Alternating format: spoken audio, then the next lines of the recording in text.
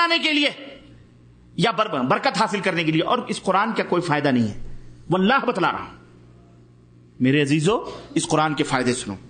میں مختصر بتا رہا ہوں، میں طویل میں باتیں بہت ہیں، لیکن میں ان تفصیلات میں نہ جاتے ہوئے آؤ میں تمہیں چند نکات بتاؤں، چند پوائنٹس بتاؤں کہ قرآن کے کیا فائدے ہیں. اس کلام اللہ کو تم معمولی نہ سمجھو، اس کا فائدہ کیا ہے. تم نے تجربہ نہیں کیا، میں تمہیں دعوت دیتا ہوں، میں تمہیں دعوت دیتا ہوں مسلمانوں، میں تمہیں دعوت دیتا ہوں کہ اگر تم تجربہ کرنا چاہو تو کر لو. انشاءاللہ اللہ اپنے کلام میں جھوٹا نہیں، رسول اللہ اپنے کلام میں جھوٹے، یہ ہمارا یقین ہے. اور جب اللہ اور اس کے رسول اپنے کلام میں جھوٹے نہیں تو میں ان کی باتیں نقل کر کے اپنی بات میں جھوٹا نہیں ہو سکتا. میں جو بات بتلا رہا ہوں وہ میری اپنی کوئی بات نہیں، یہ عرش والے رحمان کی ہے، یہ مدینے والے محمد صلی اللہ علیہ وسلم کے فرمان کی. بس میں وہ باتیں تمہیں بتلانے آیا ہوں کہ اس قرآن کے فائدے کیا ہیں، تاکہ تم سے اس سے محبت پیدا ہو، اس سے الفت کر سکو. کیوں ہم لوگ جب تک کسی چیز میں کوئی فائدہ نہ ہو تب تک ہم انٹرسٹ نہیں لیتے، ہے کہ نہیں؟ ہمارا مزاج یہ بن چکا ہے کہ جب تک کوئی فائدہ نہ ہو تب تک ہم اس میں دلچسپی نہیں لیتے. ہمارا دماغ بن چکا ہے، اور ہم یہ سوچتے ہیں کہ نماز میں کوئی فائدہ ہے. کیوں؟ ہماری جیب تو مزدوریوں سے بھرتی ہے، تنخواہوں سے بھرتی ہے، فلانے سے بھرتی ہے، ڈھکانے سے بھرتی ہے، نماز سے ہم کو کیا ملتا ہے؟ یہ سب فائدے جانتے ہو، یہ آپ جب کرو گے مسلسل تب تمہیں آپ کو نظر آئیں گے. ایک دن کر کے 2 دن ایسے نہیں نظر آتے ہیں. ایک کمپنی ہے، میں مثال دے رہا ہوں تمہیں سمجھانے کے لیے. ایک کمپنی ہے، اس کمپنی میں مثلا 1000 لوگ نوکری کر رہے ہیں، ٹھیک ہے؟ 1000 نوکری کر رہے ہیں. 8 بجے ڈیوٹی شروع ہوتی ہے، 5 بجے وہ گھر لوٹتے ہیں. کمپنی نے اعلان کیا کہ ہم اوور ٹائم بھی دیں گے، ہم اپنی کمپنی میں کچھ اوور ٹائم رکھنا چاہ رہے ہیں. اب جناب عالی اس 1000 لوگوں میں سے مثال کے طور پر 900 آدمی ڈیوٹی پہ نہیں گئے، 100 آدمی گئے، ہے نا؟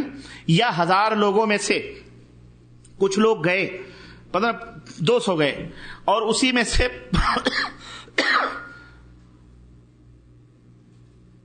200 باہر سے گئے، آزو بازو والے. اوور ٹائم ہے، ہم بھی چلیں گے، ہمیں بھی مل جائے گا. اب ایک طرف تو کمپنی کے ملازمین ہیں جو سال ہر سال اس کمپنی کی خدمت کر رہے ہیں، مسلسل ڈیوٹی سے جوائنٹ ہیں، کر رہے ہیں کام. اور ایک طرف وہ لوگ ہیں جو وقتی طور پر انہوں نے سنا کہ کمپنی کے اندر سیٹ خالی، اوور ٹائم میں 5 بجے سب کی ڈیوٹیاں ختم ہو، اس کے بعد کام کرنا. وہ لوگ آ گئے کہ جناب عالی ہمیں بھی چاہیے، موقع دیجیے. آپ مجھے سچائی کے ساتھ بتلائیں کہ کمپنی ان لوگوں کو جو باہر سے آئے ہیں 4-5 گھنٹے کے کام کرنے کے لیے، ان کو موقع دے گی پہلے کام کرنے کے لیے، یا اوور ٹائم ان کو دے گی جو لوگ بیچارے اس کی کمپنی میں ہمیشہ 12 مہینے کام کرتے ہیں، خدمت کرتے ہیں، اور وہ ایک لائن میں کھڑے ہوئے ہیں؟ بولو. ہاں، جو کمپنی سے ریلیٹڈ ہے، جو کمپنی کو 12 مہینے وہ خدمت کر رہے ہیں، جوائن کر رہے ہیں. اوور ٹائم کا اعلان ہوا تو اوور ٹائم کا جو اعلان ہوا ہے وہ اوور ٹائم کس کو ملے گا؟ کمپنی والے خادموں کو اور لیبروں کو ملے گا، یا ان لوگوں کو ملے گا جو باہر سے 1000 کی یا 500 کی تعداد میں کھڑے ہوئے ہیں اور کہہ رہے ہیں ہمیں بھی اوور ٹائم؟ بولو کس کو ملے گا؟ سمجھ آئی مثال کی نہیں آئی؟ ہاں، بعض لوگ سوچتے ہیں ٹھرا کے 100 کھراٹے لگا کر، اور جب کبھی کوئی موقع آئے قرآن کھول کے پڑھ لو، فائدہ حاصل ہو جائے گا، خلاص.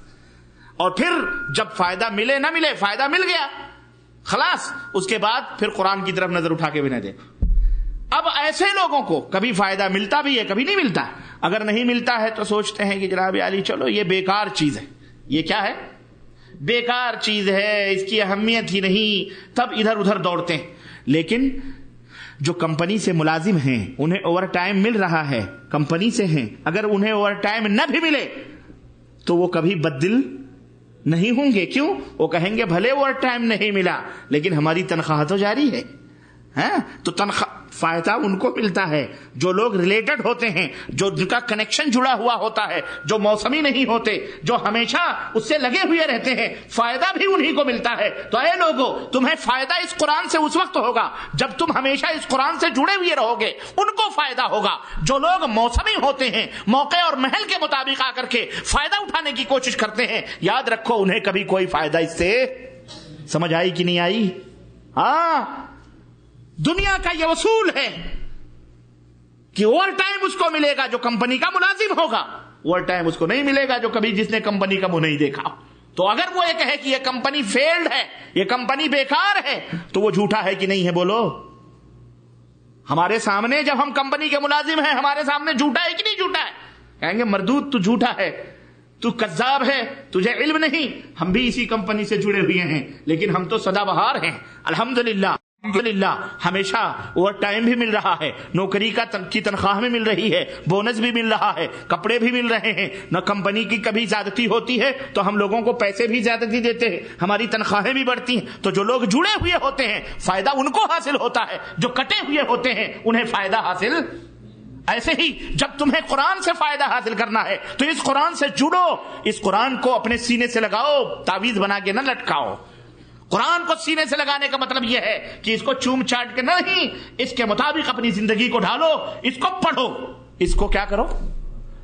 پڑھو اپنی زندگی میں۔ مسلمانوں وعدہ کرو کہ اپنی زندگی کی 24 گھڑیوں میں میں تم سے زیادہ ٹائم نہیں درخواست کرتا، میں کہتا ہوں صرف آدھا گھنٹہ، صرف آدھا گھنٹہ، 24 گھنٹے میں سے آدھا گھنٹہ، 23.5 گھنٹے تم اپنی کھانے پینے، بیوی بچے اور دیگر چیزوں میں لگا دو، لیکن صرف آدھا گھنٹہ، یعنی آدھا گھنٹہ اس قرآن کو سمجھ کر پڑھنے میں لگاؤ۔ بولو لگاؤ گے کہ نہیں لگاؤ گے؟ واللہ تم صرف آدھا گھنٹہ اگر اس قرآن سے رغبت پیدا کرو گے اور اس کے ترجمے سمجھ کے پڑھو گے اور سمجھ کر ایک ایک سطر سمجھ کر پڑھو گے، آدھا گھنٹہ پڑھنا تمہارے لیے تمہاری زندگی کے اندر ایک انقلاب پیدا ہو جائے گا۔ میں وعدہ کرتا ہوں انشاءاللہ تبارک تعالی ہر دکھ درد دور ہو جائیں گے تمہارے، ہر پریشانیوں سے تم کو نجات مل جائے گی انشاءاللہ۔ لیکن اس قرآن کو صرف گھر میں لٹکا کر رکھنے یا اس کو جزدانوں میں لپیٹ کر ریشم کے کپڑوں میں اگربتی لگانے سے اس کا کچھ فائدہ تمہیں نہیں۔ قرآن اس لیے نہیں آیا تھا میرے عزیزوں، میرے دوستوں۔ تو اب میں بات آگے بڑھاؤں کہ فائدہ حاصل ہوتا ہے لیکن کن کو؟ جو کنٹینیو اس قرآن کی ڈیوٹی کرتے ہیں۔ تو اس کو کنٹینیو کرو اپنی زندگی میں۔ بولو تیار ہو کرنے کے لیے؟ بولو آدھا گھنٹہ تیار ہو انشاءاللہ تعالی، ترجمے کے ساتھ، اردو میں، انگریزی جانتے ہو انگریزی میں، ہندی جانتے ہو ہندی میں، تیلگو جانتے ہو تیلگو میں، کنڑ جانتے ہو کنڑا میں، ہر زبان میں الحمدللہ یہ قرآن ترجمہ موجود ہے۔ پڑھو گے کہ نہیں پڑھو گے؟ اور جو لوگ قرآن پڑھنا نہیں جانتے، جو لوگ عربی پڑھنا ہی نہیں جانتے، میرے بھائیوں جہنم میں جانا چاہتے ہو؟ اللہ کے لیے صرف آدھا گھنٹہ ایسے لوگوں کو تلاش کرو جو تمہیں اللہ کے اس کلام سے پہچان کروا دے۔ اس زبان کو پڑھ لو، اللہ کے کلام سے تمہارا تعارف کروا دیں اور اس قرآن کو پڑھنا سیکھ لو۔ بولو تیاری کرو گے کہ نہیں کرو گے؟ آج کے بعد سے کل جمعہ ہے،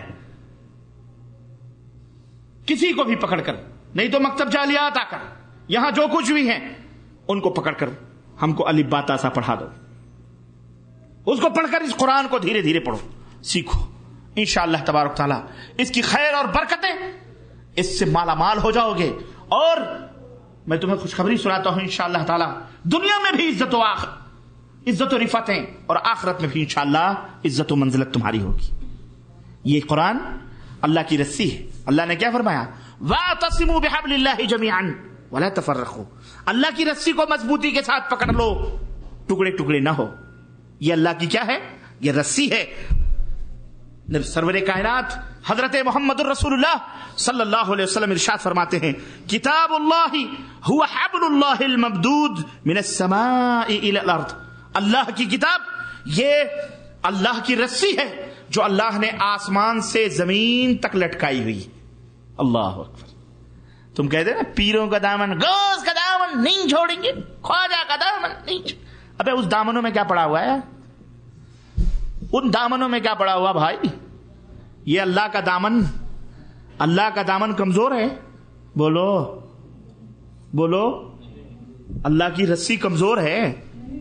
اسے چھوڑ کر مخلوق کی رسیوں میں جا کے اٹک رہے ہو، اور چور اور ڈاکو تمہارے جیبوں پہ ڈانکے ڈال کر